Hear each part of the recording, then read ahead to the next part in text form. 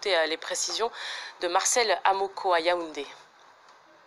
Oui, comme vous pouvez le voir derrière moi, les audiences se poursuivent ici au Conseil constitutionnel et le terme qu'on a retenu pendant ces 3 derniers jours ici au Cameroun, c'est le mot historique. Historique, ces audiences liées au contentieux électoral suite à l'élection présidentielle du 7 octobre dernier. Les Camerounais ont suivi passionnément les débats ici à la télévision, dans les débits de boissons et pour certains d'entre eux, il s'agissait évidemment d'un événement exceptionnel.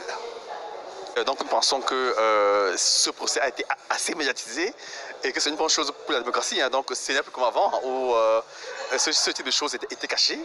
Donc nous pensons que c'est une avancée pour le Cameroun.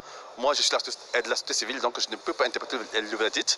Je ne peux que commenter sur ce qui s'est passé, sur l'engouement effectif des consommateurs par rapport à ça. Et les audiences qui auront passionné les Camerounais ici, c'est celle qui concernait le recours introduit par Maurice Kamto, le candidat du mouvement pour la renaissance du Cameroun, qui au lendemain de cette élection présidentielle avait revendiqué la victoire. Maurice Kamto qui demandait une annulation partielle des résultats de l'élection présidentielle de dimanche dernier, qui selon lui avait été entachée d'irrégularité.